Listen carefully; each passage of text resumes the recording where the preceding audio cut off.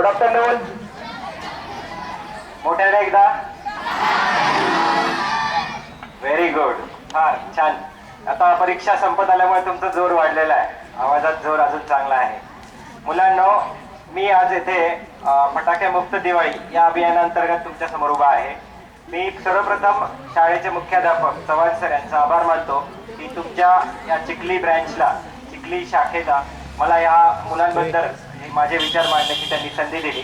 येथे उपस्थित असलेले शाळेचे जे काही शिक्षक आहेत, त्यात खासकर आमचे मित्र Borchate sir, Gaikwad sir, Jamdade sir, More sir, Allat sir आणि ज्यांची नावं मी घेऊ शकलेलं नाही असे सर्व शिक्षक, विद्यार्थी मित्र आणि माझे लायन्स क्लबचे जे सहकारी आहेत, या सर्वांना मी सर्वांचं अभिनंदन करतो की त्या सर्वांमुळे आज मी तुमच्या समोर येथे उभा आहे माझे विचार मांडण्यासाठी. मुलांनो, लायन्स क्लब बद्दल किती जणांना माहिती आहे? नाही माहिती.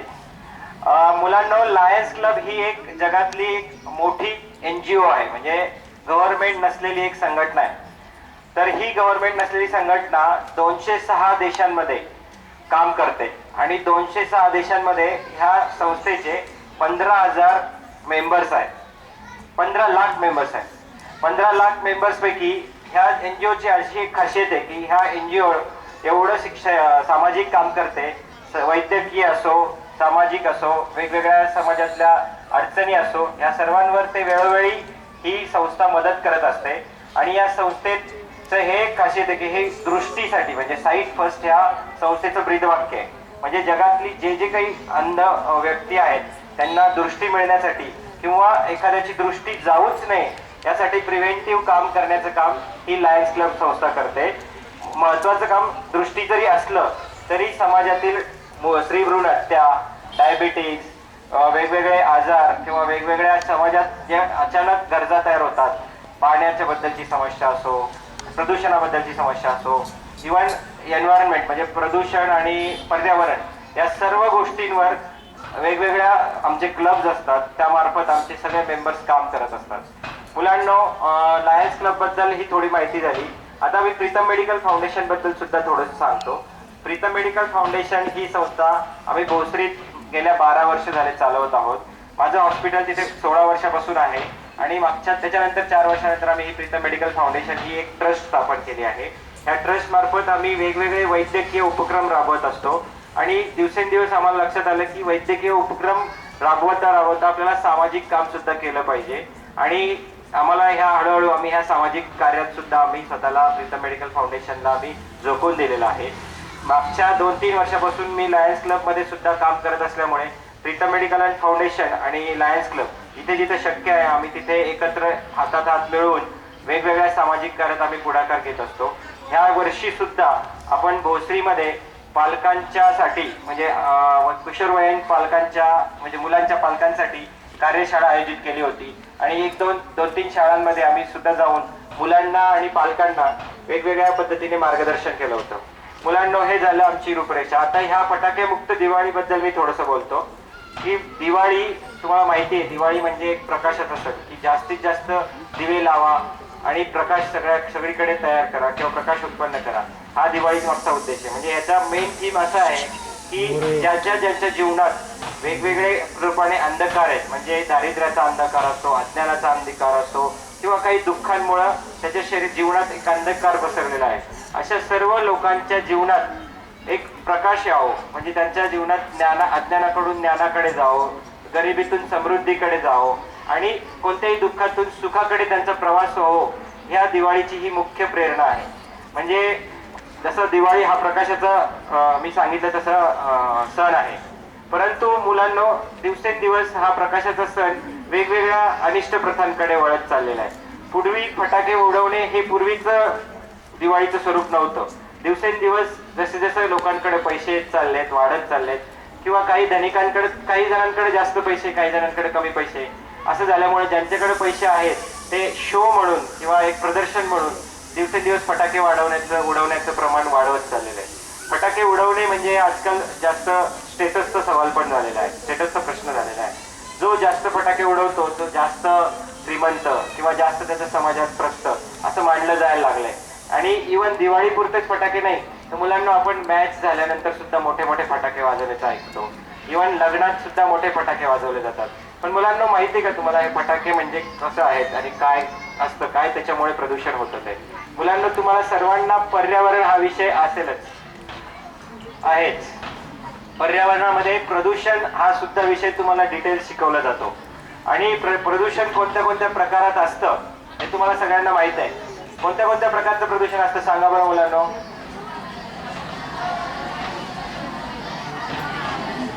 Very good. जवळपास सगळ्या मुलांनी चांगलं उत्तर दिलेलं आहे. ध्वनी प्रदूषण, वायू प्रदूषण, जल प्रदूषण आणि जमिनीचं सुद्धा प्रदूषण. हे सगळे प्रदूषण तुम्हाला सर्वांना माहित आहे. पण तुम्हाला माहित आहे का फटाक्यांमुळे जवळपास हे सगळे प्रदूषण होतात. फटाक्यांमुळे वायू प्रदूषण होतं. का होतं तर फटाके जाळल्यामुळे चांगल्या गोष्टींचा धूर होतो, पेपरचा धूर होतो, त्यातल्या आत जी पावडर असते एक्सप्लोजिव्ह त्या पावडरचा धूर होतो, ती ज्वलनशील जी पावडर असते त्याचा धूर होतो. ती पावडर ही वेगवेगळ्या केमिकल्स पासून बनवली जाते आणि त्या केमिकल्स मध्ये खूप सारे हेवी मेटल्स असतात, खूप सारे सल्फर वगैरे फॉस्फरस अशी मूलद्रव्य असतात. जेव्हा त्यांचं ज्वलन होतं तेव्हा सल्फर डायऑक्साईड, नायट्रिक ऑक्साईड असे विषारी वायू हवेत सोडले जातात. सल्फर डायऑक्साईडमुळे काय होतं मुलांना माहिती आहे का तर आपल्या फुफ्फुसाची जी यंत्रणा आहे ती बिघडली जाते. फुफ्फुसापर्यंत पोहोचणारे जे आपले श्वासनलिका आहेत त्यांना डॅमेज होतं आणि पुष्कळ अंशी अशा वेळेस अस्थमाचे पेशंट, दम्याचे पेशंट खूप वाढले जातात. आणि काही काही मुलांना तर दम्याचा इतका सिव्हिअर अटॅक होतो की त्याला जीवावर म्हणजे जीव निघून जाऊ शकतो त्याचा. मुलांना नायट्रिक ऑक्साईडने सुद्धा असंच फुफ्फुसाला डॅमेज होतं आणि तो सुद्धा एक विषारी वायू आहे.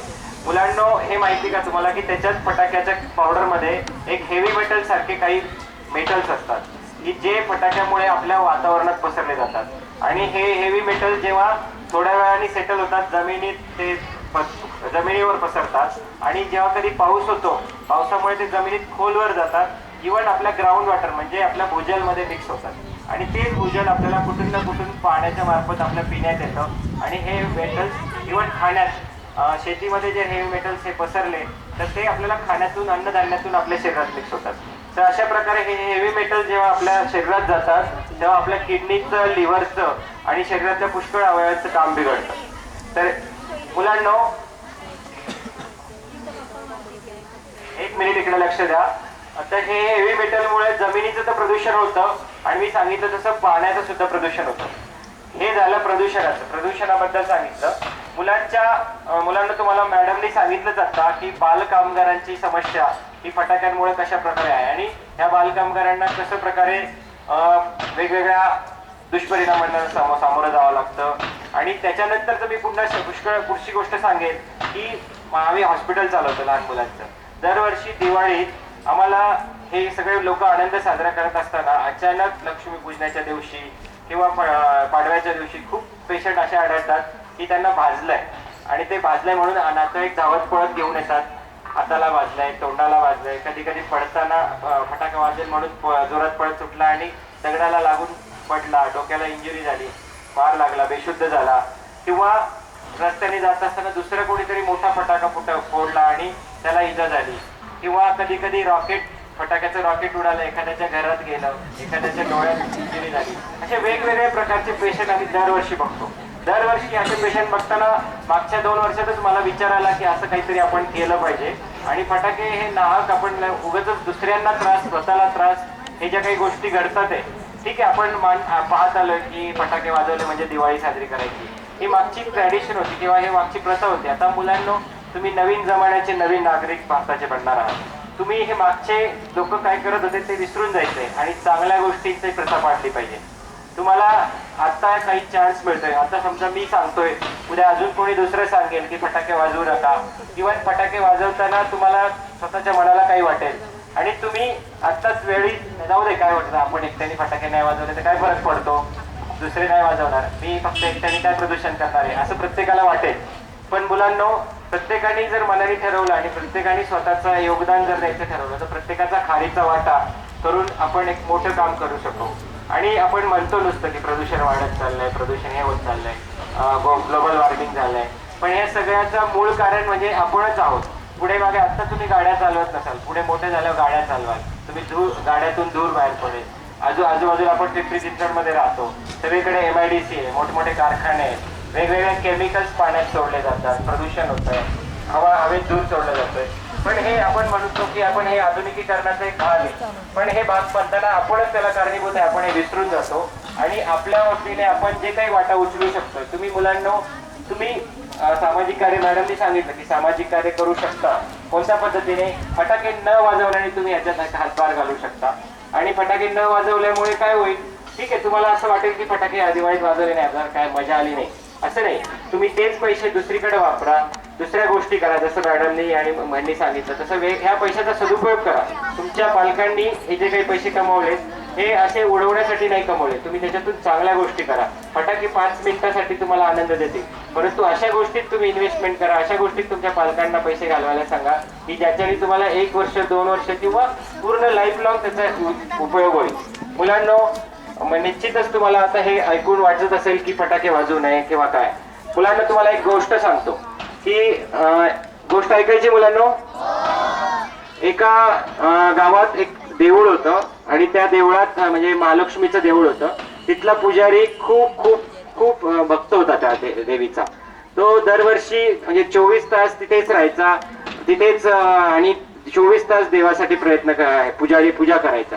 एका दिवशी त्याच्या त्या मंदिराच्याच बाजूला एक नदी होती त्या गावातून वाहणारी, आणि मोशीला जशी नदी आहे आता आपली इंद्रायणी, तशीच त्या गावाच्या बाजूला पण एक नदी वाहत होती. आणि एक दिवशी काय होतं की त्या नदीला मोठा पूर येतो, ते पाणी हळूहळू पांगत जातं, गावात पसरत जातं. आणि ते गाववाले म्हणतात की अरे आपण चला बाजूला, इथून आता बाजूला दुसऱ्या गावात जाऊ, तात्पुरता जोपर्यंत पूर उचलत नाही तोपर्यंत स्वतःच सगळं वाचवून घेऊ. काही लोक सगळे निघायला लागतात. लोकांच्या त्यातल्या एका माणसाच्या लक्षात येतं की अरे देवळात पुजारी आहे, त्याला आपण सांगू आणि त्याला पण घेऊन जाऊ.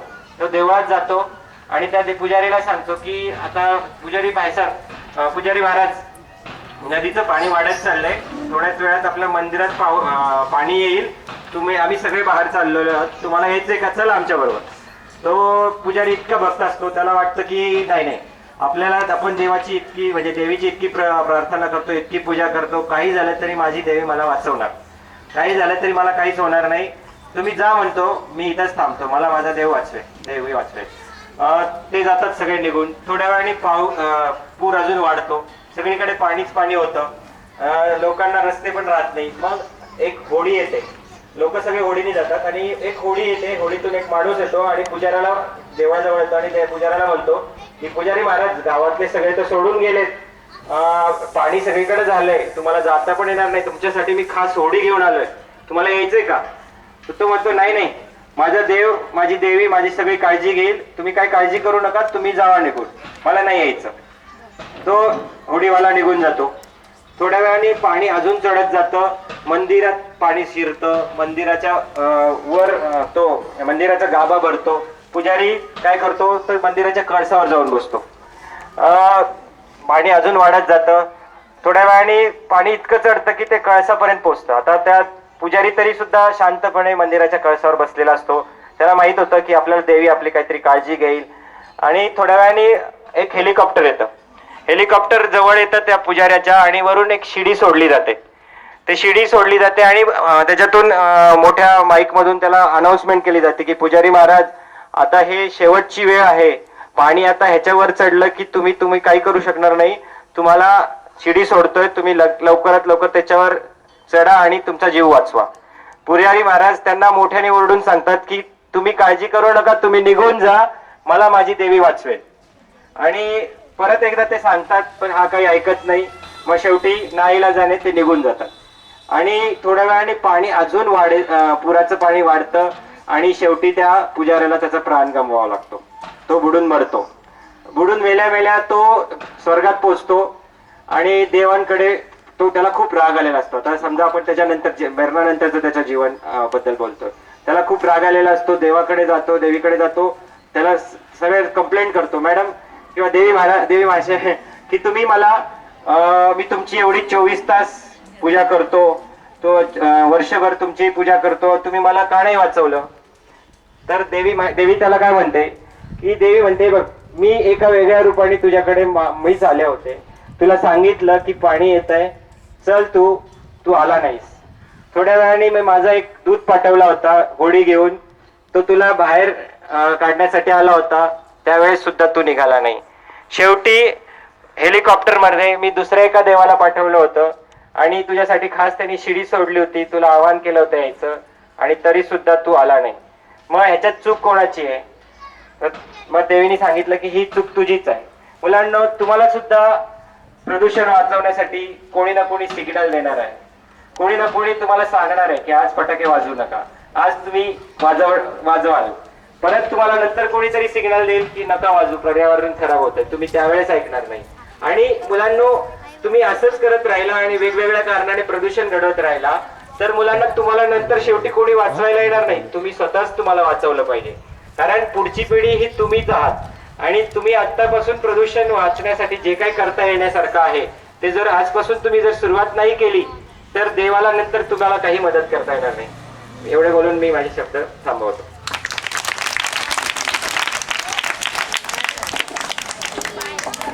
धन्यवाद सर.